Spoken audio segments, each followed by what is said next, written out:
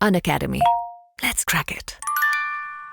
Hi everybody, मैं Ramesh Singh Unacademy के मुखर्जी नगर दिल्ली स्थित हिंदी माध्यम ऑफलाइन सेंटर से अपनी टीम की तरफ से आपका यूपीएससी अनस्टेपेबल्स हिंदी यूट्यूब चैनल में स्वागत करता हूं। जैसा कि पता है, हमारे टीम द्वारा एनसीईआरटी की पुस्तकों पे सीरीज ऑफ लेक्चर्स चलाई जा रही है। उसी सीरीज में 9th स्टैंडर्ड के एनसीईआरटी पर यह मेरा दूसरा क्लास होगा। लेसन 2, आपको टाइटल दिख रहा होगा। लेसन 2 का टाइटल है पालमपुर गांव की गैर कृषिगत क्रियाएं। हम अपने पहले क्लास में लेसन 1 में पालमपुर गांव की कृषि व्यवस्था की चर्चा कर चुके हैं। इस सीरीज ऑफ लेक्चर्स का सही फायदा उठाने के लिए मैं आपको सलाह दूंगा कि आप इस सीरीज के सभी क्लासेस को सही बारंबारिता के साथ देखें, ठीक है। और जो सलाह दी गई है, जो चर्चा की गई है, उसके साथ साथ आप एनसीईआरटी की पुस्तक ही पढ़ें। क्लास देखें फिर पुस्तक पढ़ें, आपकी तैयारी पूर्ण हो जाएगी, ठीक है। कुछ शुरुआती बातें, क्योंकि हमने देखा है और हमारे टीम की तरफ से यह सलाह भी आया है कि कई छात्र यूट्यूब वीडियो पे अपनी उक्ति लिखे हैं। उन्होंने प्रश्न पूछा है कि यह कौन रमेश सिंह है, क्या वही रमेश सिंह है जिनकी पुस्तक है इंडियन इकोनॉमी या भारतीय अर्थव्यवस्था, कि कोई दूसरा रमेश सिंह। ऐसा हो सकता है क्योंकि रमेश सिंह कोई रेयर नाम नहीं है, बहुत लोगों का भारत में नाम रमेश सिंह है और होगा, ठीक है। तो मैं आपको ये बता दूं कि मैं वही रमेश सिंह हूँ जिसको आप पहले से एज ए राइटर जानते हैं, एक लेखक के रूप में जानते हैं, ठीक है। और मैंने ही मैग्रो हिल की इंडियन इकोनॉमी पुस्तक लिखी है और उस पुस्तक का शायद आपको पता होगा कि उसका हिंदी संस्करण भी है और इसका मराठी संस्करण भी है, ठीक है। ये इसका 15वां संस्करण है, ठीक है। शायद आप में से बहुतों के पास ये पुस्तक ऑलरेडी होगी, तो चिंता की बात नहीं है, वही रमेश सिंह है। अगर आप रमेश सिंह लेखक को जानते हैं तो आप इन वीडियोस के माध्यम से रमेश सिंह शिक्षक को भी जान जाएंगे, ठीक है। अगर मेरी बात पूछे तो मैं अपने आप को लेखक से ज़्यादा बेहतर शिक्षक समझता हूँ, ठीक है। और जैसा कि पता है आपको कि मुखर्जी नगर में स्थित अनअकैडमी के हिंदी माध्यम के पहले सेंटर में मुझे जिम्मेवारी दी गई है इंडियन इकोनॉमी और इकोनॉमिक्स के कक्षाओं को संभालने का। और पता है आपको कि पीटी में इंडियन इकोनॉमी है, इकोनॉमिक डेवलपमेंट है, साथ साथ मुख्य परीक्षा में आपको Indian economic and socio economic development of India GS paper 1, paper 2, paper 3 तीनों जगह दिखाई देगा। तो इन तीनों ही पेपर्स में इकोनॉमिक्स पे जितने भी टॉपिक हैं, सब टॉपिक हैं, उसकी जिम्मेवारी मुझे दी गई है, ठीक है। अब इस जिम्मेवारी के अंतर्गत एक विषय उठा कि छात्रों को एनसीईआरटी पढ़ना कितना जरूरी है, कितना जरूरी नहीं है। कहने की जरूरत नहीं है कि एनसीईआरटी बुक्स चाहे किसी कक्षा की हो, वो हमारे ज्ञान के बुनियाद को मजबूत करते हैं। मुद्दा ये उठा कि क्या उनको एडवाइस कर दिया जाए छात्र खुद पढ़ लेंगे ऑफलाइन कोचिंग के। तो हम लोगों ने अंततः इस निर्णय को आजमाया और एक तरह से इस निर्णय पे हम लोग पहुंचे कि यूपीएससी एस्पिरेंट को एनसीईआरटी बुक्स पढ़ना जरूरी तो है, लेकिन कई बार छात्र एनसीईआरटी बुक्स खरीदते भी नहीं, खरीदते भी हैं तो पढ़ते नहीं, और अगर पढ़ भी लेते हैं तो उनको समझ में पूर्णता के साथ बात नहीं आती। कारण है इसका क्योंकि एनसीईआरटी बुक्स जिस कक्षा के लिए भी लिखी गई है, उस कक्षा के छात्रों के लिए ही नहीं, उन पुस्तकों को, उन कक्षाओं को पढ़ाने वाले शिक्षकों के लिए भी लिखी गई है। मतलब वह एक टीचिंग गाइडलाइन है, जिस कारण से आप देखेंगे कि हर एनसीईआरटी के हर चैप्टर के अंत में कुछ प्रश्न हैं, कुछ फिल इन द ब्लैंक्स हैं, कुछ सब्जेक्टिव प्रश्न हैं, जिन प्रश्नों के उत्तर आपको उस चैप्टर में नहीं मिलेंगे। ये बड़ा विचित्र बात है, क्योंकि मैक्सिमम बुक में अगर हर चैप्टर के अंत में कुछ सब्जेक्टिव क्वेश्चन है, ऑब्जेक्टिव क्वेश्चन है, तो उसके उत्तर उसी चैप्टर में मिल जाते हैं, लेकिन यहाँ नहीं मिलते। क्यों? क्योंकि ये आशा की गई है कि जो टीचर उस कक्षा को पढ़ाएगा वह छात्रों को शामिल करते हुए उन प्रश्नों का उत्तर देगा या उनसे लिखवाएगा, फिर करेक्शन करेगा। वो काम हम भी कर रहे हैं। हमारे ऑफलाइन कोर्स के जो जीएस फाउंडेशन कोर्स के स्टूडेंट हैं, वो भी इस क्लास को वॉच कर रहे हैं, वो भी इस पे अपना प्रश्न पूछते हैं, और उनका वीक में हम टेस्ट लेंगे, ऑब्जेक्टिव एंड सब्जेक्टिव दोनों, इसी चैप्टर पे बेस्ड, ताकि ये जान सकें कि ये इन क्लासेस को सुनने के बाद, देखने के बाद कितना आत्मसात कर पाए हैं, आत्मसातीकरण कितना हुआ, इंटरनलाइजेशन कितना हुआ। आवश्यकता पड़ने पे अगर इस पुस्तक से मिलता जुलता कोई सवाल प्रारंभिक परीक्षा में या मुख्य परीक्षा में पूछ दी जाए तो क्या वो उत्तर कर पाएंगे, इत्यादि इत्यादि बातें। ठीक है, और उसमें कहने की जरूरत नहीं है कि जो टेस्ट लिए जाएंगे, ऑब्जेक्टिव टेस्ट, उसका प्रश्न मैं ही बनाऊंगा। जो मेन एग्जाम के टेस्ट होंगे यहाँ पे एनसीईआरटी बेस, उसका प्रश्न मैं ही बनाऊंगा, और जो उत्तर छात्र लिखेंगे उन उत्तरों का मूल्यांकन भी मैं ही करूंगा, और मूल्यांकन के बाद पुनः अपने ऑफलाइन बच्चों से क्लास में मिलने जाऊंगा, ताकि उनके डाउट्स, उनके क्वेरीज को हम फेस टू फेस खत्म कर सकें। मतलब कोशिश ये है कि एनसीईआरटी सिर्फ पढ़ाई न जाए, उनको समझा दी जाए, और उस पे उनसे टेस्ट भी ले लिया जाए।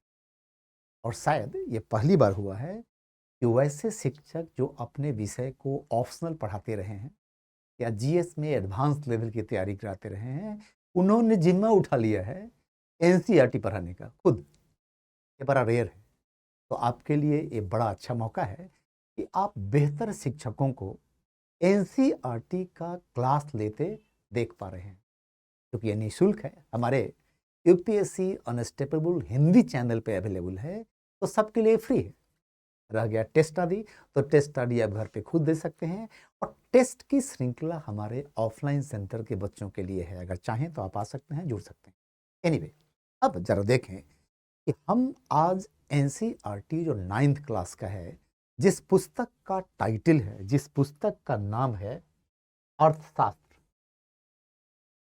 इस पुस्तक के दूसरे लेसन के साथ हम आपके सामने उपस्थित हैं। ठीक है, जो लेसन 1 था उसमें हमने पालमपुर गांव, चूंकि पहला चैप्टर जैसा हमने बताया है कि 9th स्टैंडर्ड के एनसीईआरटी बुक में कुल 4 अध्याय हैं। हमने हर अध्याय पे 2 क्लास 1-1 घंटे का शेड्यूल किया है। पहला क्लास लेसन 1 पालमपुर गांव की कहानी में कृषिगत गतिविधियों पे हो चुकी है, जिसे आपने जरूर देखा होगा। अगर नहीं देखा है तो जरूर देखें, आपको यह क्लास ज़्यादा अच्छी तरह समझने में मदद मिलेगा। ठीक है, वैसे आज हम आज के क्लास के अंत में दोनों ही अपने क्लास का एक सारांश दे देंगे। फिर भी आप लेसन 1 पहले वॉच करें, फिर लेसन 2 वॉच करें। ठीक है, अब जरा देखिए, अगर एनसीईआरटी के पुस्तक को कंपेयर करें तो ये है, जैसे कि हमने यहाँ कवर पिक्चर डलवा दिया हुआ है पहचान के लिए। ये एनसीईआरटी की हिंदी वाली किताब है अर्थशास्त्र कक्षा 9 के लिए, और ये है इकोनॉमिक्स कक्षा 9 के लिए। आप देखिए इसको, ये वो पुस्तक है। अब कहने के लिए तो ये दोनों पुस्तक एक ही कक्षा का है, दोनों का प्रकाशन एनसीईआरटी ने किया है, दोनों में एग्जैक्टली सेम चीज है। अगर कंपेयर करें तो हिंदी की पुस्तक 52 पेज में जाता है और इंग्लिश की पुस्तक 54 पेज में जाता है, मतलब 2 पेज एक्स्ट्रा है। क्या अंदर में तथ्यात्मक भिन्नता भी है, फैक्चुअल डिफरेंस भी है। ठीक है, आपको एनसीईआरटी का इंग्लिश वाला जो बुक है 9th स्टैंडर्ड का, वो ज़्यादा अपडेटेड है। न सिर्फ ज़्यादा अपडेटेड है, बल्कि साथ साथ आपको पता चलेगा कि कुछ त्रुटियां भी हैं जो हिंदी माध्यम के पुस्तक में आ गई है। वे त्रुटियां इंग्लिश मीडियम में नहीं है। ये एक आम समस्या। अगर आप नेशनल बुक ट्रस्ट भारत सरकार के इंग्लिश के पुस्तक को देखें और उसी का हिंदी, तो अनुवाद है। ज़्यादातर राइटर जो इंग्लिश में लिखते हैं वो हिंदी में खुद नहीं लिखते, अनुवाद होते हैं उनके। तो अनुवाद में कुछ त्रुटियां रह जाती हैं, कई बार अर्थ का अनर्थ भी होता है। हमसे बेहतर इस बात को कोई नहीं जानता कि मेरे किताब का जब हम खुद हिंदी में लिखा करते थे 5 एडिशन तक, तो उसकी क्वालिटी, और 6ठे एडिशन में उसको 3 अनुवादकों ने अनुवाद किया और उसका बेड़ा गर्क कर दिया। हम 7वें संस्करण से उसका हिंदी अब खुद लिख रहे हैं, ओरिजिनल, मतलब कि वो अनुवादित नहीं है। लेकिन जो पहले की त्रुटियां हैं उनको सुधारने में हमको काफ़ी समय लग रहा है। समझ में आ रहा है? मराठी पुस्तक, जहाँ तक सवाल है मेरा, भारतीय अर्थव्यवस्था, मराठी में नहीं जानता, तो उसका अनुवाद और उसके विशेषज्ञ विश्लेषक अलग हैं जो करते हैं, उनमें भी त्रुटियां हैं, उनमें भी क्वालिटी की कमी है। लेकिन इंग्लिश मीडियम और हिंदी मीडियम में क्वालिटी को हमने संभालना शुरू किया। इंग्लिश की तो बात ही छोड़ दीजिए, ओरिजिनल इंग्लिश में ही लिखी जाती है और फिर हम उसको ओरिजिनल हिंदी में लिख देते हैं एग्जैक्ट, ठीक है। तो हिंदी और इंग्लिश के एनसीईआरटी बुक्स में डिफरेंस का मिलना कोई आश्चर्य की बात नहीं है। और आपको पता है ना कि भारत सरकार इंग्लिश में छापे गए डॉक्यूमेंट को अंतिम मानती है। अंतिम मान्यता इंग्लिश वालों की। ये सब कारण भी है जिस कारण से इंग्लिश मीडियम के छात्र ज़्यादा क्वालिफाई करते हैं और हिंदी माध्यम के छात्र कम क्वालिफाई करते हैं। ये एक कारण है, यही एक कारण नहीं है। ये बड़ा अच्छा सौभाग्य है, बड़ा अच्छा मौका है कि आपको एनसीईआरटी की क्लास यहाँ जिन शिक्षकों के द्वारा ली जा रही है वो इंग्लिश और हिंदी दोनों माध्यमों को पढ़ के आते हैं, ठीक है। और चूंकि मैं काफ़ी लंबे समय से इंग्लिश हिंदी दोनों में पढ़ाता रहा हूँ, ज़्यादातर इंग्लिश मीडियम में पढ़ाता रहा हूँ, तो हम पढ़ते भी इंग्लिश मीडियम बुक ही हैं, लेकिन हिंदी भी रेफरेंस करते रहते हैं ताकि पता चल सके कि कहाँ पे कमी है और कहाँ पे उनमें त्रुटियाँ रह गई हैं, कहाँ में कमजोरियाँ रह गई है, ये हमें पता चल सके। आपको उन कमियों का घाटा नहीं होने दूंगा। आपको मैं कोशिश करूंगा कि इंग्लिश में जो बातें लिखी गई हैं, जो हिंदी में छूट गई हैं या गलत छप गई हैं, उनको सुधार के आपको पढ़ाऊं। पिछले लेसन में भी हमने यही किया, ठीक है। आइए आज के लेसन की शुरुआत करते हैं, ठीक है। हम पहले बता दें कि इस क्लास को देखने वाले जो भी छात्रगण हैं, एस्पिरेंट्स हैं, अभ्यर्थी हैं जो सिविल सेवा की तैयारी कर रहे हैं, उन परीक्षाओं की तैयारी करने वाले छात्रों के दिमाग में अगर कोई शंका आती है, कोई डाउट आता है, कोई क्वेरी है, तो आप इसी क्लास के नीचे अपने कमेंट दें, ठीक है, कि आपको और क्या चाहिए और साथ साथ आपका डाउट है क्या। आप पाएंगे कि आपके डाउट पूछने के कुछ ही समय बाद मेरा रिप्लाई आ जाएगा, उत्तर, ठीक है, ताकि आपके शंकाओं का समाधान किया जा सके। जहाँ तक मेरे ऑफलाइन कोर्स के स्टूडेंट का सवाल है, तो हमसे फेस टू फेस मिलते रहते हैं। वो लाइब्रेरी में पढ़ते भी होते हैं हमारे अनअकैडमी के, तो हम लोगों में से कुछ लोग जाके वहाँ मिल के चले जाते हैं छात्र से, उनसे मिल लेते हैं ताकि उनकी समस्याओं को हम समझ सकें, वन टू वन गाइडेंस दे सकें। क्योंकि क्लास में पढ़ाई तो जाती है सब छात्र को एक ही चीज़, क्योंकि हर छात्र की कमजोरियाँ, हर छात्र की मजबूतियाँ एक नहीं होती। उनके कमियों को खोजना पड़ता है, उनके स्ट्रेंथ को उजागर करना पड़ता है, कमियों पे काम करना पड़ता है, कमियों को शून्य करना पड़ता है और उनकी खूबियों को उभारना पड़ता है। यही जरूरी है, इस कारण से पर्सनल अटेंशन क्लास में दिया जाता है।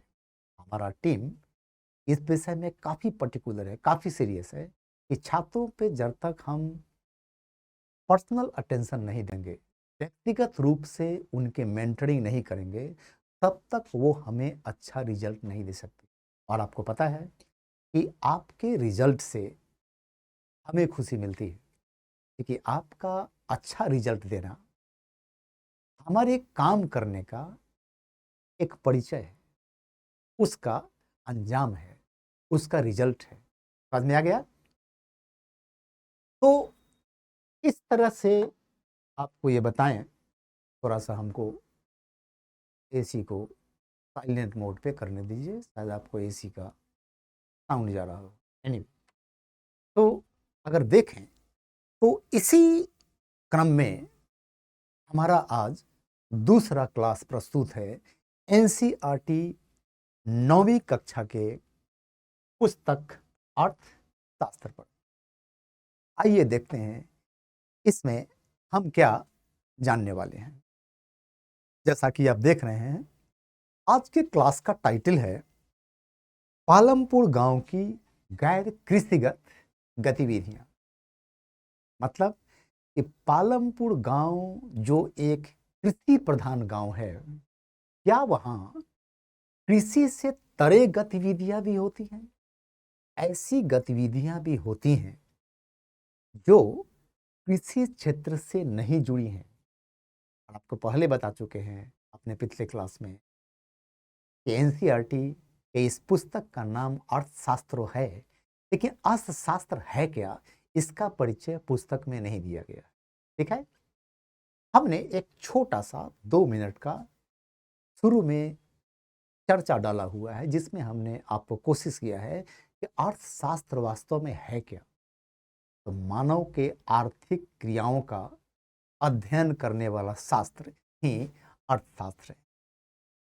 छोटे से परिभाषा का इस्तेमाल करें तो अब जरा देखें कि पालमपुर गांव में रहने वाले लोगों की गैर कृषिगत एक्टिविटीज क्या हैं, क्रियाएं क्या हैं, उनकी वैसी आर्थिक गतिविधियां जो कृषि क्षेत्र से नहीं जुड़ी हैं, वो क्या सब हैं, उनकी महत्ता क्या है, उनका इंपॉर्टेंस क्या है, क्या वह उनके कृषि कार्य में बाधा बनती हैं, क्या वह कृषि कार्य को सहायता प्रदान करती हैं। मूल आजीविका का साधन कृषि है, तो वैसे किसान जो कृषि से तरे कोई गतिविधि करते हैं, क्या उनको इससे फायदा होता है? अगर फायदा होता है तो गैर कृषिगत गतिविधियों में जितने लोग संलग्न हैं, क्या सबकी आय समान होती है? कैसी चुनौतियां वो महसूस करते हैं, फेस करते हैं, और उनका समाधान क्या है? क्योंकि अंततः इन क्लासेस का मकसद क्या है? इन क्लासेस का मकसद है कि अर्थशास्त्र और भारतीय अर्थव्यवस्था के नाम पर स्कूली स्तर तक भारत में छात्र क्या पढ़ते हैं, उस ज्ञान से आपको अवगत कराना, बुनियाद बनाना इकोनॉमिक्स का और इंडियन इकोनॉमी का, जिस बुनियाद के ऊपर इंडियन इकोनॉमी का भवन का निर्माण किया जाएगा, जहां से आपके परीक्षा में प्रश्न पूछे जाएंगे। प्रश्न काफी अप्लाइड हो गए, प्रश्न जो भी हैं वो बहुत व्यवहारिक स्वरूप उनको दे दिया गया है। ये पिछले बार सिलेबस चेंज करने का एक मुख्य लक्ष्य भी था, मुख्य कारण भी था। ठीक है, तो जरा देखें कि पालमपुर गांव की गैर कृषिगत गतिविधियां क्या सब हैं, उनकी महत्ता क्या है, उनकी उपयोगिता क्या है, क्या भारत के हर गांव में ऐसी गतिविधियां होती हैं? अगर होती हैं तो कितना है? क्या किसान उसमें दिलचस्पी लेता है? अगर लेता है तो उसके इनकम पर, उसके आमदनी पे इसका क्या असर पड़ता है? आपको पता है कि केंद्र की वर्तमान सरकार एक प्रण की थी कि किसानों की आय को दोगुना कर देना है।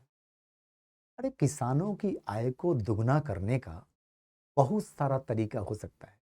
एक तो है कि किसानों की आय को दुगना कर दिया जाए उनके कृषि कार्यों के आय को बढ़ाकर, और दूसरा है किसानों की आय को उनके उन कार्यों के माध्यम से कर दिया जाए जो गैर कृषिगत कार्य हैं। यही हमारा सब्जेक्ट मैटर है आज के क्लास का। ठीक है, आइए आगे बढ़ते हैं। अब देख रहे हैं गैर कृषिगत क्रियाएं एवं उनका महत्व।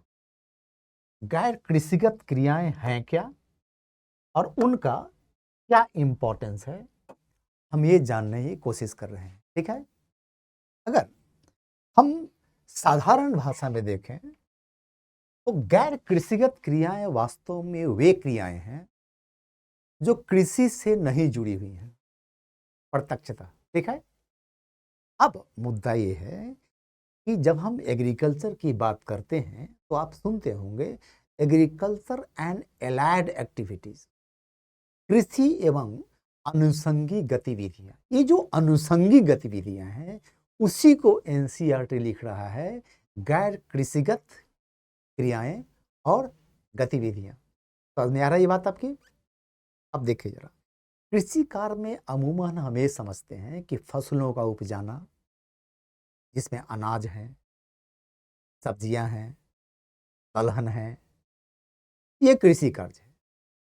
लेकिन दुग्ध उत्पादन, दूध का उत्पादन, डेयरी फार्मिंग, पोल्ट्री फार्मिंग, ये कृषि कार्य नहीं है। नहीं, इन्हें हम कृषि के अनुषंगी कार्य के रूप में जानते हैं। ठीक है, तो चूंकि ये 9th स्टैंडर्ड का बुक है तो स्टूडेंट को काफी एडवांस नॉलेज नहीं देने की कोशिश की गई है। उनको साधारण भाषा में साधारण तरीके से एक गांव का परिचय कराया गया कि गांव में जो पालमपुर गांव ideal typical western Uttar Pradesh का गांव, एक काल्पनिक गांव उठाया गया है। वहां का मेन पेशा क्या है लोगों का? तो खेती है। लेकिन सिर्फ खेती ही नहीं है, खेती के अतिरिक्त कार्य भी वो करते हैं। अब यहाँ पे कृषिगत और गैर कृषिगत क्रियाओं को बड़ा सिंपल बंटवारा कर दिया गया है कि अगर एक साधारण आदमी से पूछा जाए कि खेती का काम क्या है तो फसलों को उपजाना है ना। देखिए, फसलों के उपजाने के साथ साथ भी कई गतिविधियां हैं जो एक गांव में चलती रहती हैं। उन पे नजर डालना है हमको इस लेसन में और इस क्लास में, हमारे लेसन 2 में। ठीक है, अब जरा देखिए कि अगर सीधा पूछा जाए गैर कृषिगत एक्टिविटी क्या है तो सिंपल कर दें कि वैसी सभी गतिविधियां जो कृषि क्षेत्र से नहीं जुड़ी है, जो कृषि से नहीं जुड़ी हैं। उदाहरण के तौर पे दुकानदारी करना, टेलरिंग करना, कपड़ा सिलना, सिले सिलाए कपड़ों का मरम्मत करना, कपड़े पे आयरन करना, इस्त्री करना, स्कूली बच्चों को ट्यूशन देना, परिवहन में कोई काम करना, तांगे से लोगों को एक जगह से दूसरी जगह ले जाना, छोटे या बड़े ट्रकों से माल असबाब को गांव से निकट के बाजार में पहुंचाना। अब ये सब कार्य जो हैं गैर कृषिगत क्रियाएं हैं। समझ में आ रहा है? इस पुस्तक में गैर कृषिगत क्रियाओं में डेयरी को भी डाला गया है। ठीक है, सही मायनों में डेयरी कृषिगत कार्य है। ठीक है, वह गैर कृषिगत कार्य नहीं है। लेकिन काफी साधारण स्तर पे आम लोग भारत के यही मानते हैं कि खेती कार्य एंड कृषि कार्य में डेयरी नहीं आता, क्योंकि उसमें जमीन में कोई बुआई कटाई नहीं की जाती है। समझ में आ रहा है? Highly lemon. लेकिन भारत सरकार के डॉक्यूमेंट्स में आप पाएंगे कि भारत के सकल घरेलू उत्पाद में कृषि क्षेत्र की का योगदान कितना है। तो मान लीजिए 17.4% ऑफ जीडीपी अगर इतना है, या 17% लगभग पिछले कई सालों से बना हुआ है, तो इसमें किन चीज़ों की चर्चा की जाती है? तो इसमें फसलों की बुआई कटाई से प्राप्त आमदनी प्लस डेयरी भी है, पोल्ट्री भी है, पौधरोपण भी है, प्लांटेशन भी है, फिशरी भी है, मछली पालन भी है, सुअर पालन भी है, बी कीपिंग भी है। समझ में आ गया? भेड़ पालना भी है, गोटरी भी है, बहुत सारी चीजें सब कृषि के ही अनुषंगी क्षेत्र हैं। लेकिन एनसीईआरटी काफी लेमैन लैंग्वेज में डेयरी को गैर कृषिगत कार्यों में डालता है। समझ में आ गया? ठीक है, अब जरा देखते हैं ये जो गैर कृषिगत क्रियाएं हैं गांव में वो क्या सब है? मतलब कि कृषि कृषि से तरे, कृषि कार्य के अतिरिक्त गांव के लोग और किन क्रियाओं में संलग्न हैं, वो विशेष करके एग्जाम्पल लिया जा रहा है। कहां से? एग्जाम्पल लिया जा रहा है पालमपुर गांव से, जिसकी कल्पना की गई है कि यह वेस्टर्न उत्तर प्रदेश का एक गांव है, आइडियल टिपिकल, जो एक डेवलप्ड विलेज मान सकते हैं, क्योंकि वहाँ परिवहन की अच्छी व्यवस्था है, वहाँ विद्यालय भी हैं, स्वास्थ्य केंद्र भी हैं, वहाँ बिजली भी रहती है, सड़कें भी उन्नत हैं। समझ में आ रहा है? एक उन्नत किस्म के गांव की बात यहाँ पे की गई है। ठीक है, आप अपने इर्द गिर्द देखिए कि क्या आप जिस गांव में रहते हैं या आपके गांव के बगल में सभी गांव ऐसे ही हैं कि अलग हैं? ये आपका जिम्मा है कंपेयर करना, तुलनात्मक अध्ययन करना। चूंकि आप इस तरह का तुलनात्मक अध्ययन जितना ही ज्यादा करेंगे, आप इस विषय वस्तु का अपने परीक्षाओं में उतना ही बेहतर ढंग से इस्तेमाल कर पाएंगे। समझ में आ रहा है ये बात? अब देखें जरा कि पालमपुर गांव में गैर कृषिगत गतिविधियां क्या सब हैं। तो सबसे पहली गतिविधि एनसीईआरटी कहता है डेयरी, जिसे हिंदी में हम दुग्ध पालन के नाम से जानते हैं। ऐसे मवेशियों का पालन पोषण जिससे दूध की प्राप्ति होती है। ऐसा है कि दूध की प्राप्ति गोट से भी होता है, बकरे से भी होता है, बकरी से मूलतः। ठीक है, तो हम डेयरी में डालते किसको है? तो डेयरी फार्मिंग में हम गाय को डालते हैं, भैंस को डालते हैं। ठीक है, जिस पालमपुर गांव की बात हो रही है, वहां डेयरी का दुग्ध उत्पादन का मूल स्रोत जो है वो भैंस है। ठीक है, गांव के कुछ किसान भैंस पालते हैं, या तो उन्होंने अपने धन से भैंस खरीदा है। एक किसान का एग्जाम्पल आता है जो लोकल बैंक से सस्ते ब्याज दर पे कर्ज लेकर भैंस खरीदता है। ठीक है, तो भैंस पालना, उसके दूध को बेचना, ये एक व्यवसाय हो गया, जिसे एनसीईआरटी गैर कृषिगत गतिविधि मानता है। वास्तव में एक कृषि की अनुषंगी गतिविधि है, जिसे हम कहते हैं एलाइड एक्टिविटीज ऑफ एग्रीकल्चर। ठीक है, खैर कोई बात नहीं, आसान लहजे में आसान तरीका है समझने का, एक ये भी तरीका है। अब क्या होता है, एक किसान जो गेहूं चावल दलहन की खेती कर रहा है, उससे कुछ आमदनी प्राप्त हुआ, एक आमदनी आना शुरू हो गया भैंस पालन से। वो दूध बेचेगा, बटर बेचेगा, घी बेचेगा, दही बेचेगा, कुछ ही बेच सकता है। समझ में आ रहा है? इससे क्या हुआ कि भैंस एक उसके आजीविकोपार्जन का नया सहारा बना, एक नया साधन बना। आगे देखेंगे उसका, उसी उसी गांव का कहानी है। एनसीईआरटी कहता है कि एक किसान ने कर्ज लेकर जो भैंस खरीदा, कुछ दिनों के बाद उसने क्या किया कि भैंस गाड़ी चलाना शुरू कर दिया। मैंने भैंस का डबल इस्तेमाल, क्योंकि भैंस में भैंसी होगी और भैंसा होगा। भैंसा ज्यादा हट्टा कट्टा होता है, वो कुछ उपज तो देता नहीं, ये चारा खाता है। अब उस किसान ने क्या किया कि भैंसी से दूध लिया, और जो उसने बच्चा दिया उसमें एक भैंस हो गया। उसने भैंस का इस्तेमाल भैंस गाड़ी के लिए कर दिया। आप अगर गांव गए हैं या रहते हैं तो आप बैलगाड़ी जरूर देखे होंगे। बैलगाड़ी में दो बैल जुतता है ना। भैंसे गाड़ी की कहानी है कि एक भैंस ही काफी है, बीच में एक पालो होता है जिससे भैंस जुत गया, और वो भारी भरकम माल असबाब को एक जगह से दूसरे जगह पहुंचाने में आपकी मदद कर सकता है। आप जरा देखिए, उस किसान ने खेती के अलावा डेयरी से पैसा कमाया, अब वो भैंस गाड़ी से भी एक आमदनी प्राप्त करना शुरू कर दी।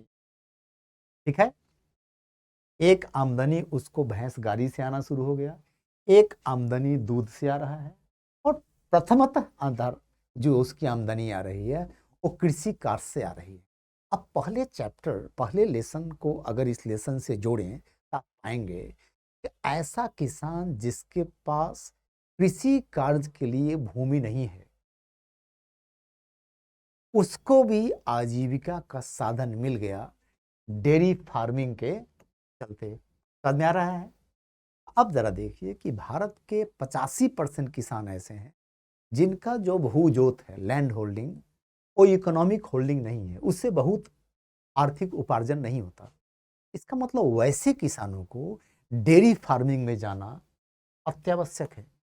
हमारे सरकार का बल है कि हम वैसे किसान, खास करके जिनके पास भूमि कम है खेती करने के लिए, उनको प्रेरित करें, सस्ते कर्ज देके, तरह तरह से शिक्षा देके, कि वो दुग्ध पालन में जाएं, वो डेयरी फार्मिंग में जाएं। क्योंकि डेयरी फार्मिंग का डायरेक्ट परिणाम ये होता है कि पहले तो दूध उपजाने से प्रॉफिट, इनकम आना शुरू हुआ, और दूसरा भैंस गाड़ी जैसे, बैलगाड़ी जैसे इन माध्यमों से भी उनके इनकम को बढ़ाया जा सकता है। मतलब खेती करने के लिए भूमि की मात्रा नियत है, फिक्स्ड है, वो लमर नहीं सकता, वो लचीला नहीं है। तो फिर उस किसान का इनकम कैसे बढ़ाएं? हम उसको गैर कृषिगत क्षेत्र में संलग्न करें। जितना ही ज्यादा गैर कृषिगत क्षेत्र में संलग्न होगा, उतना ही उसकी आमदनी बढ़ेगी। इसके अलग एक बात और है कि हमारे भारत में सिंचाई पर कृषि क्षेत्र पूरी तरह आधारित नहीं है। मुश्किल से 40% खेती सिंचाई पर आधारित है। 60% कृषि अब भी मानसूनी बारिश पे टिका हुआ है। इसके साथ साथ आप जानते हैं कि कृषि कार्य कितना जोखिम भरा है।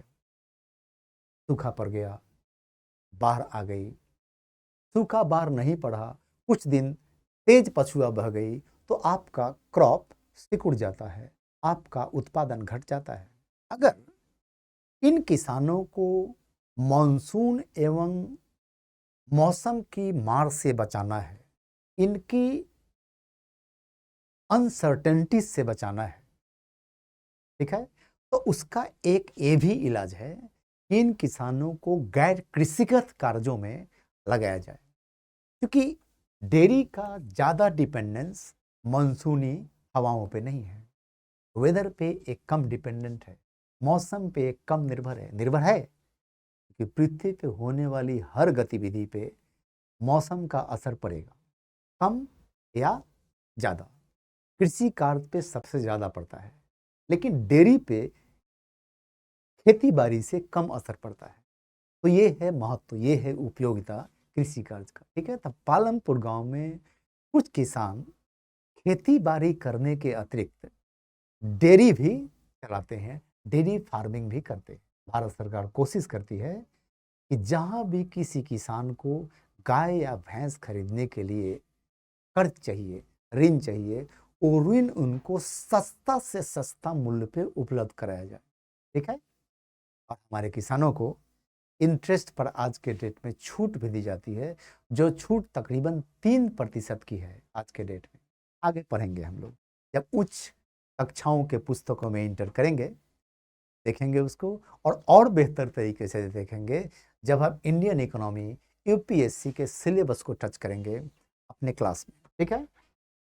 दूसरा जो एग्जाम्पल बताता है एनसीईआरटी, वो कहता है लघु स्तरीय विनिर्माण, ये है मैन्युफैक्चरिंग, ठीक है। लघु स्तरीय मतलब लो लेवल मैन्युफैक्चरिंग। ये क्या है लो लेवल मैन्युफैक्चरिंग? तो पालमपुर गांव में आप देखेंगे कि कृषि कार्य के अतिरिक्त जो कुछ क्रियाएं चल रही हैं, उसमें सिर्फ डेयरी ही नहीं है, उसमें कुछ छोटे मोटे विनिर्माण कार्य भी चल रहे हैं। फॉर एग्जाम्पल, कहीं पे किसानों के घर की औरतें पापड़ बनाना शुरू कर दी, कहीं कोई औरत ने एक टेलरिंग हाउस लगा लिया और आस पड़ोस के लोगों के कपड़ों की सिलाई शुरू कर दी। समझ में आ रहा है? कोई साइकिल का मरम्मत करने वाला दुकानदार आ गया। समझ में आ रहा है?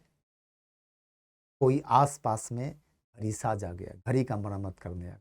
कोई भवन निर्माण करने में मैसन का काम करना शुरू कर दिया, ठीक है, राजमिस्त्री का काम करना शुरू कर दिया। ये छोटे मोटे विनिर्माण कार्य हैं, ठीक है। इन विनिर्माण कार्यों में जो पालमपुर की कहानी है उसके बारे में एनसीईआरटी कहता है कि दुर्लभ ही किसी विनिर्माण केंद्र पर बाहर के मजदूर को लगाया जाता है। मतलब कि जो विनिर्माण कार्य पालमपुर गांव में चलता है, जो कृषि क्षेत्र के बाहर है, उसमें घर के ही लोग काम करते हैं। आप सुने होंगे एक लघु उद्योग है ना, और हमने भारत सरकार को देखा है कि एक स्वतंत्र मंत्रालय इस पे गठित कर दिया गया जो micro small and medium enterprises के नाम से जाना जाता है ना, MSME, ministry of micro small and medium enterprises, ठीक है। इसमें आप कह सकते हैं कि माइक्रो लेवल का मैन्युफैक्चरिंग एस्टेब्लिशमेंट्स है, जिसे कहा जा रहा है लघु स्तरीय विनिर्माण क्षेत्र, ठीक है। अब इन विनिर्माण क्षेत्र में अगर थोड़ा पूंजी और लगाया जाए, बाहर के मजदूरों की भर्ती की जाए, नवीनतम मशीनों का समावेश किया जाए, तो यही लघु स्तरीय विनिर्माण कार्य मध्यम स्तरीय, मझोला स्तरीय हो जाएगा, मीडियम।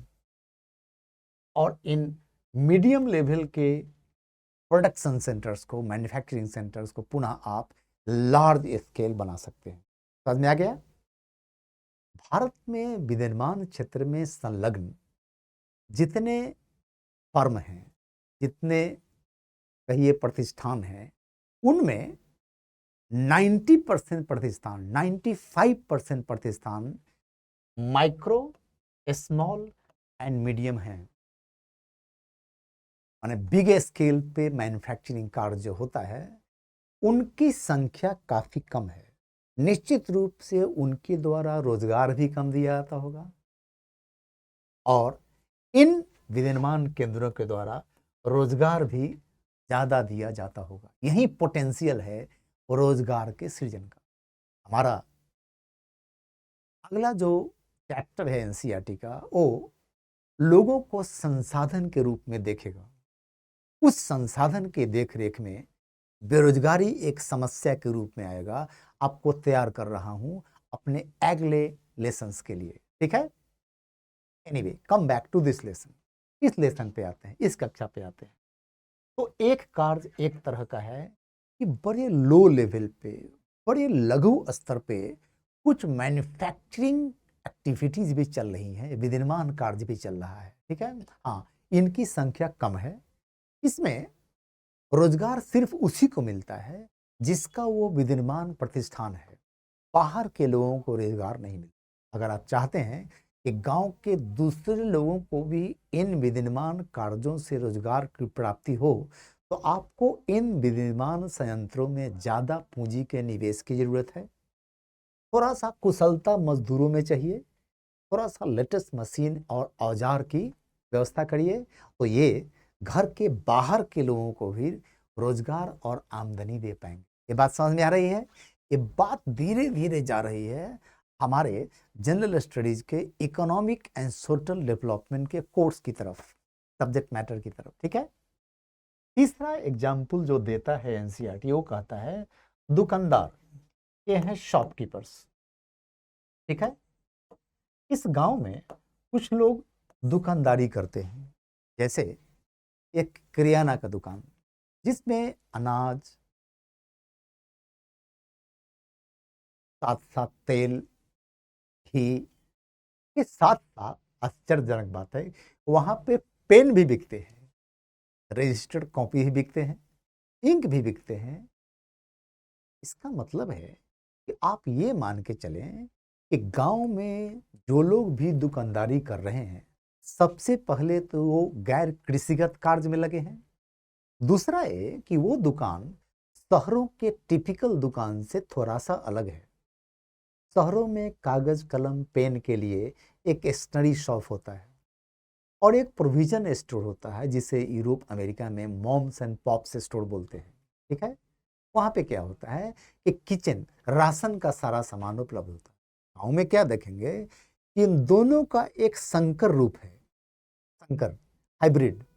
एक ही दुकान है जिसमें प्रोविजन स्टोर किराना का सामान नहीं मिल जा रहा है और साथ साथ पढ़ने लिखने का सामान नहीं मिल जा रहा है। आपको गांव में कुछ ऐसे दुकान मिलेंगे जहां पुस्तक ही बिकते हैं, उसी दुकान में साड़ी और धोती ही बिक रहा है।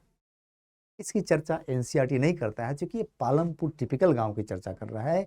एक दुकानदार है, जो दुकानदार क्या करता है, तो वो दुकानदार आम जीवन में जिन चीज़ों की आवश्यकता होती है उनको आस पड़ोस के कस्बों से, near by semi urban area से खरीद के लाता है और उसको गांव के लोगों को बेचता है और उस पे लाभ का अर्जन करता है। समझ में आ गया? ऐसे कई दुकान हैं जहाँ पे ये काम होता है। समझ में आ रहा है?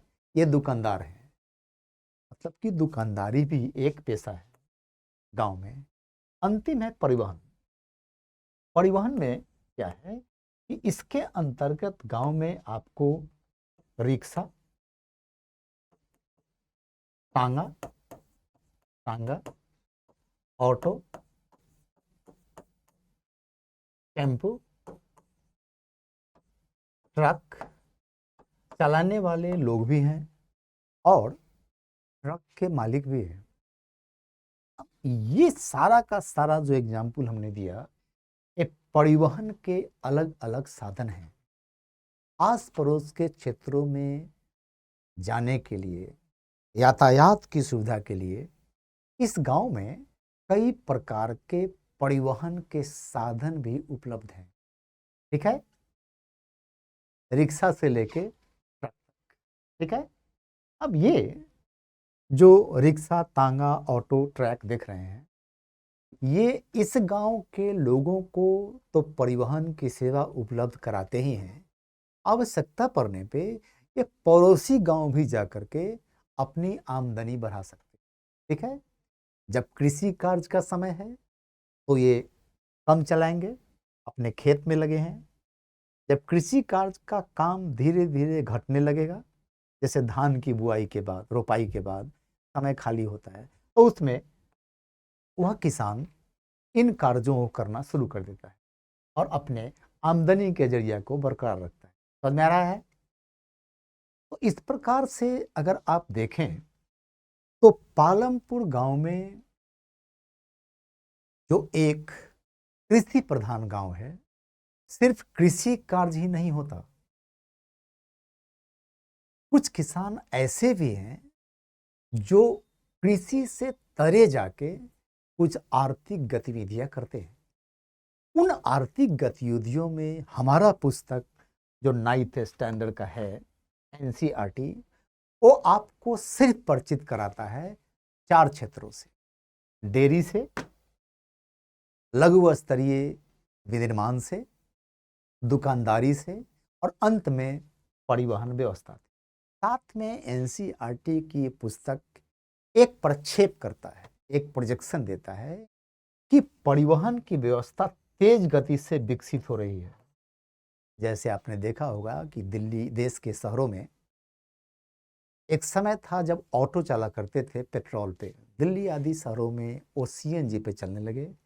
अब आज के डेट में उनके साथ साथ दिल्ली जैसे शहर में बैटरी पर आधारित रिक्शा भी चल रहे हैं, जिसे बैटरी के नाम से दिल्ली में कहा जाता है। ठीक है, ये बदलता स्वरूप है परिवहन का। ऐसा संभव है कि आने वाले समय में पेट्रोल पे और सीएनजी पे चलने वाले ऑटो बंद हो जाएंगे और सिर्फ बैटरी आधारित परिवहन के साधन उपलब्ध होंगे, क्योंकि भारत सरकार का इस पर बल भी है, अलग अलग राज्यों का भी बल है कि हम उन ईंधनों का इस्तेमाल करें जो पर्यावरण के दृष्टिकोण से कम हानिकारक है ना। उसमें हम लोग क्या कर रहे हैं, ई व्हीकल, इलेक्ट्रिक व्हीकल्स को प्रमोट किया जा रहा है। इस पे चर्चा आगे करेंगे। ये मुख्य परीक्षा में पूछा जा सकता है, पीटी में इससे प्रश्न पूछे जा सकते हैं, क्योंकि flame 1 and flame 2 government of India का 2 स्कीम अब तक लॉन्च हो चुका है भारत में, देश में इलेक्ट्रिक व्हीकल्स को प्रोत्साहित करने के प्रति।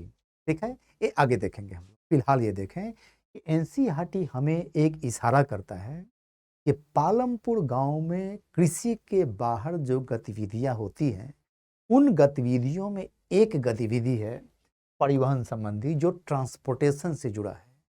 ये इशारा करता है कि परिवहन के क्षेत्र में तेज विस्तार हुआ है और तेज विस्तार जारी है, क्योंकि गांव के लोगों को मान्यता यह है कि शहरों से जितना ही जोड़ा जाएगा,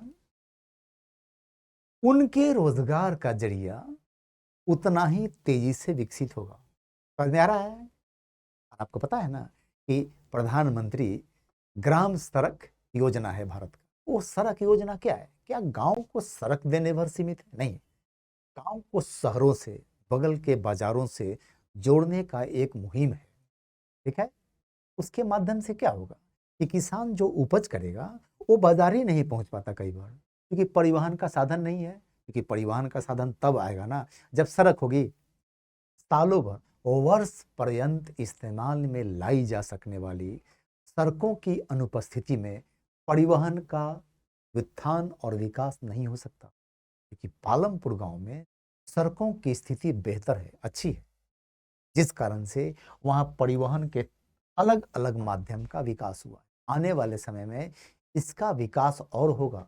ठीक है, क्योंकि इसकी कोई सीमा नहीं है। पालमपुर गांव से बगल के कस्बे में जाने के लिए ऑटो चाहिए, ब्लॉक स्तर के दफ्तर में जाने के लिए चाहिए, 10 किलोमीटर दूर के हॉस्पिटल में जाने के लिए चाहिए, स्कूल जाने के लिए चाहिए, कॉलेज जाने के लिए चाहिए, बगल के डिस्ट्रिक्ट हेड ऑफिस में जाने के लिए चाहिए, कोर्ट कचहरी जाने के लिए चाहिए। ये देखिए, माने परिवहन की कोई सीमा नहीं है। परिवहन अपना विस्तार खुद करता है। आदमी को जैसे परिवहन के सेवा की आवश्यकता है, उस तरह के परिवहन का विस्तार स्वतः होगा अगर आधारभूत संरचनाओं की व्यवस्था कर दी गई हो। और पता है आपको कि सड़क हम खुद नहीं बना सकते। सड़क बनाना या तो राज्य सरकारों का जिम्मा है या केंद्र सरकार का जिम्मा है। लेकिन अगर ये सड़क बना दें तो हम परिवहन क्षेत्र में रोजगार की तलाश कर सकते हैं। ऑटो हम कर्ज पे ले सकते हैं, रिक्शा कर्ज पे ले सकते हैं। तो वैसे किसान जिनके पास खेती करने के लिए उचित मात्रा में भूमि नहीं है, ताकि उस भूमि पे कृषि करके वो एक साल अपना जीवन यापन कर सकें, उनके लिए गैर कृषिगत गतिविधियों का बहुत ही ज्यादा महत्व है। उनकी इनकम को ये पूरक इनकम के रूप में सहारा देता है, कंप्लीमेंट करता है। इसका मतलब ये है कि एनसीईआरटी पुस्तक का इशारा ये है कि देश में 85% किसान जो कि इतना भूभाग पे खेती नहीं करते जिनसे उनके एक साल का गुजर बसर हो सके, उनको जितना जल्दी हम गैर कृषिगत कार्य में शामिल करेंगे, उतनी ही जल्दी वो गरीब हैं तो गरीबी रेखा से बाहर आएंगे और उनकी आर्थिक उत्थान का रास्ता खुलेगा। समझ में आ रहा है? अब जो विनिर्माण कार्य कर रहे हैं उनको अगर कुछ कुशलता दे दें, जिसे स्किल कहते हैं, तो उनके विनिर्माण कार्य का और विस्तार होगा, विकास होगा, उनकी आमदनी में और इजाफा होगा। इजाफा मतलब वृद्धि।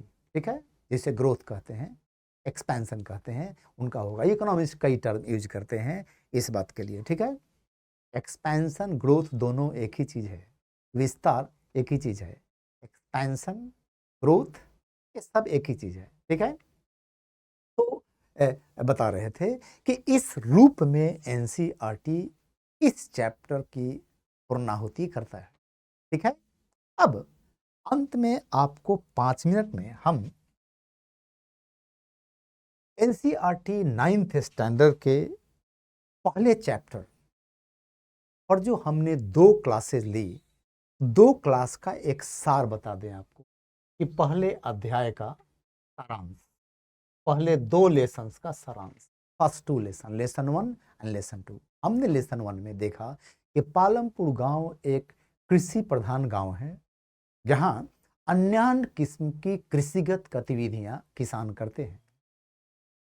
कुछ किसानों की आमदनी कम है, कुछ किसान की आमदनी ज्यादा है। वो इस बात पर निर्भर करता है कि किस किसान के बाद जुताई करने के लिए भूमि कितना है? 85% किसान के पास जमीन जो है वो 0.2 हेक्टेयर से कम है, मान 1 हेक्टेयर के 5वां हिस्सा से भी कम है। उतने किसान खेत पर खेती करके एक वर्ष के जीवन यापन के लिए अपेक्षित मात्रा में इनकम अर्जित नहीं कर सकते। इसी कारण से क्या हुआ है कि बाद के समय में पालमपुर गांव में कृषि से तरे गतिविधियों का उत्थान हुआ और उद्भव हुआ, जिसके अंतर्गत कुछ किसान खेती के अतिरिक्त और खेती के साथ साथ क्या करते हैं, वो डेयरी फार्मिंग में संलग्न है, दुकानदारी भी कर लेते हैं, छोटे मोटे स्तर पे विनिर्माण और मैन्युफैक्चरिंग भी कर रहे हैं, और अंत में कुछ लोग परिवहन क्षेत्र में भी संलग्न है, वहां से भी आजीविकोपार्जन करने की कोशिश कर रहे हैं। ये क्लियर है? इसका मतलब ये हुआ कि पालमपुर गांव एक ऐसा गांव है जिसमें लोगों का मेन पेशा, मेन प्रोफेशन, जीवन यापन, आजीविकोपार्जन का मुख्य सहारा कृषि है।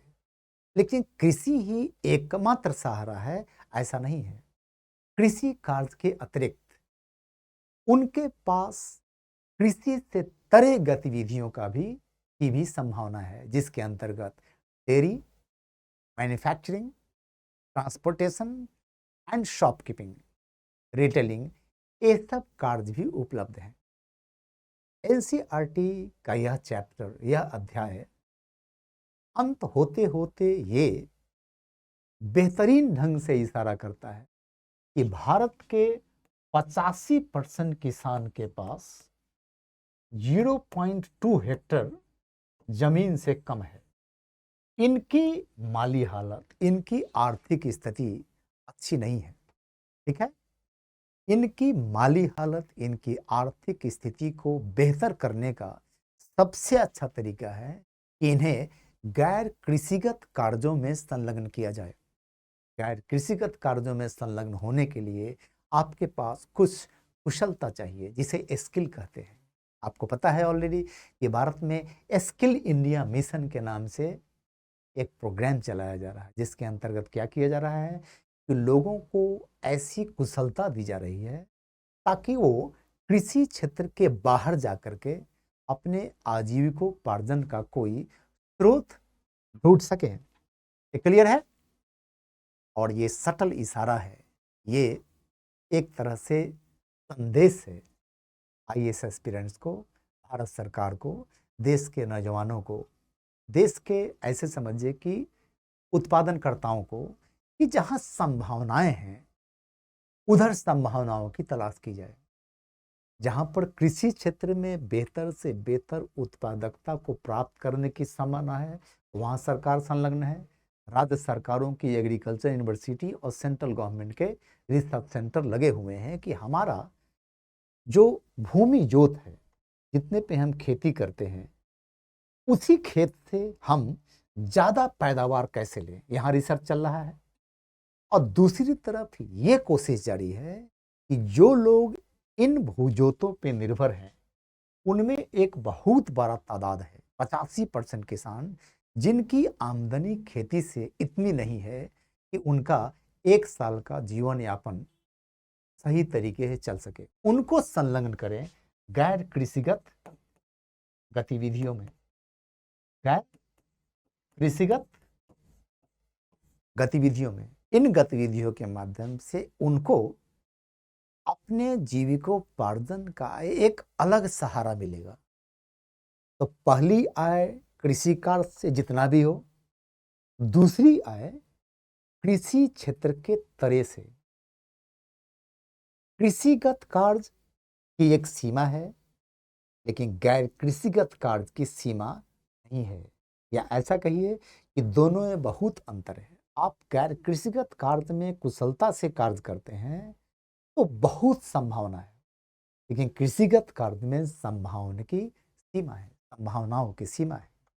तो पहला चैप्टर एक तरह से हमें पालमपुर गांव के बहाने एनसीईआरटी भारत के गांव के इकोनॉमी से हमारा परिचय कराता है कि रूरल इकोनॉमी क्या है, है ना, और रूरल डेवलपमेंट, ग्रामीण विकास भारत और राज्य सरकारों का एक महत्वपूर्ण मुद्दा है, महत्वपूर्ण चुनौती है कि गांव का विकास कैसे करें। ठीक है, गांव के विकास में बहुत सारी चीजें आती हैं, लेकिन सबसे इम्पोर्टेंट बात जो आती है वो है गांव के बासिंदों की आय को सुरक्षित करना, उनके आय को बढ़ाना, ताकि उनका लिविंग स्टैंडर्ड, उनका जीवन स्तर बेहतर हो सके। ये बहुत बड़ा चैलेंज है। आज़ादी के बाद से ही हम इस कार्य में लगे हुए हैं और एक तरह से पालमपुर गांव के माध्यम से एनसीईआरटी पुस्तक का पहला अध्याय पालमपुर की कहानी, ये टाइटल है उस चैप्टर का, हमको अवगत कराता है गांव की अर्थव्यवस्था से, रूरल इकोनॉमी से, विलेज इकोनॉमी से, और उसमें ये दिखाता है कि विलेज के इकोनॉमी को मजबूतीकृत करने में सिर्फ कृषि क्षेत्र की भूमिका सीमित है। हमें गैर कृषि क्षेत्र का विस्तार करना पड़ेगा, तब जाकर के गांव की अर्थव्यवस्था मजबूतीकृत होगी, बलवती होगी, और भारत के गांव भी उतने ही खुशहाल होंगे जितने खुशहाल आपको भारत के शहर दिखते हैं या हैं। ठीक है, ये क्लियर है? ये है हमारे पहले 2 लेसन का सार संक्षेप। इसके बाद इस क्लास को वॉच करने के बाद आपको जो डाउट आए दिमाग में, उस डाउट्स को पूछें, मैं उसका उत्तर आपको दूंगा यूट्यूब, हमारे यूपीएससी अनस्टॉपेबल्स हिंदी चैनल के माध्यम से।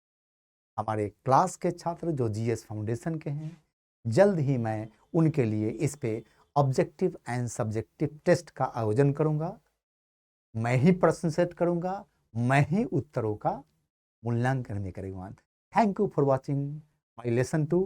सी you in lesson 3। Thank you very much.